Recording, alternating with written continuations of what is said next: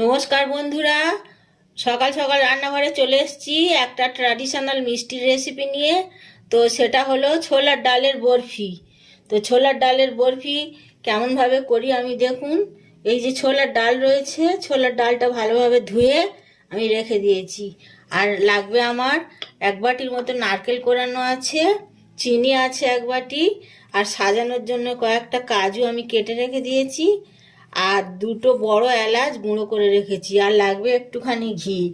এই দিয়ে হয়ে যাবে ছোলার ডালের বরফি। তো প্রথমে ডালটা সিদ্ধ করার জন্যে কড়াইতে আমি জল বসিয়েছি। তো জল ফুটছে, গরম হয়ে গেছে। এই অবস্থায় আমি ডালগুলো দিয়ে সিদ্ধ করে নেবো। খুব সিদ্ধ হবে না, সিদ্ধ হবে অথচ গোটা গোটা থাকবে, সেই পর্যন্ত আমি অপেক্ষা করব। সিদ্ধ হলে আবার আমি আসছি। তো বন্ধুরা, ডালটা আমার সিদ্ধ হয়ে গেছে। এই দেখুন, এইরকম সিদ্ধ হবে, খুব গলেও যাবে না, শক্তও থাকবে না। এরকম কড়া থেকে নামিয়ে আমি ঠান্ডা করে নিয়েছি। এইবারে এটাকে আমি একটা পেস্ট তৈরি করব। মিক্সচার গ্রাইন্ডারে দিচ্ছি, শিলে চাইলে শিলেও বাটতে পারেন।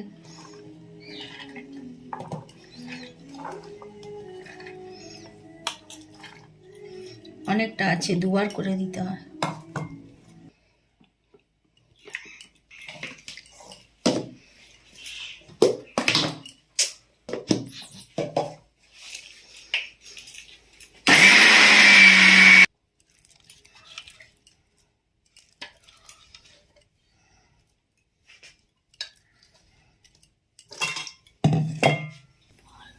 ডালটা আমার বাটা হয়ে গেছে।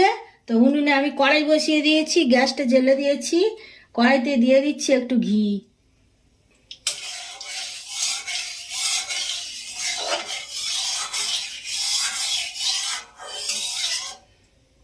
ঘিটা গরম হয়ে গেছে, ঘিয়ের মধ্যে আমি এই বাটা ডালটা দিয়ে দিলাম।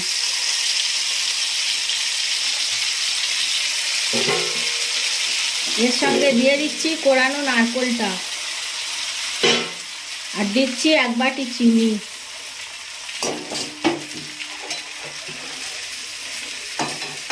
এটাকে আমি এরকম ভাবে অনর্গল নাড়বো, নাড়তে নাড়তে নাড়তে নাড়তে শুকনো হয়ে গেলে তারপর নামাবো।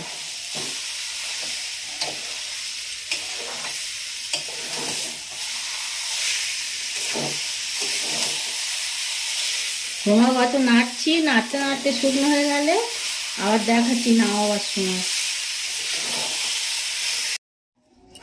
বরফির পাকটা আমার একদম রেডি হয়ে গেছে। এবারে আমি এই অবস্থাতে বড় এলাচের গুঁড়োগুলো ছড়িয়ে দেব।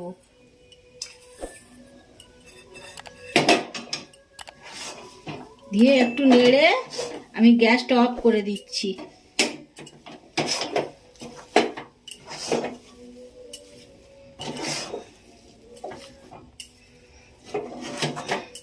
এদিকে একটা থালায় আমি একটু ঘি ব্রাশ করে নেব।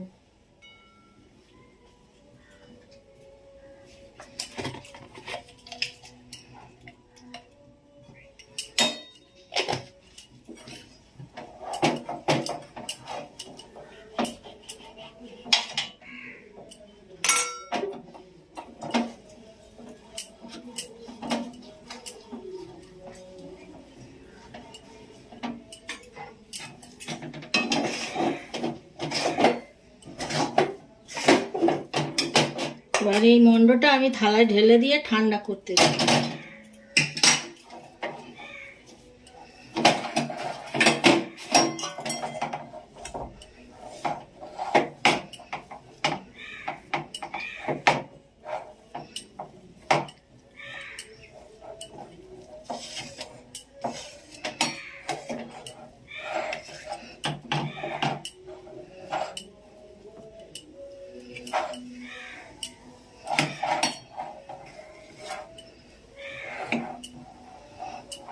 ঠান্ডা হয়ে গেলে আমি বরফির শেপ করে কেটে দেখাবো, ততক্ষণ ঠান্ডা হোক।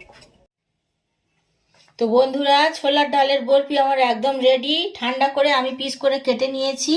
তো এইরকম ভাবে উৎসবের দিনে বা যে কোনো পার্বণে বা বাড়িতে আপনারা বানিয়ে খান, অতিথি আপ্যায়নের জন্য বানিয়ে বাড়িতে রাখতে পারেন, ভালোই লাগে।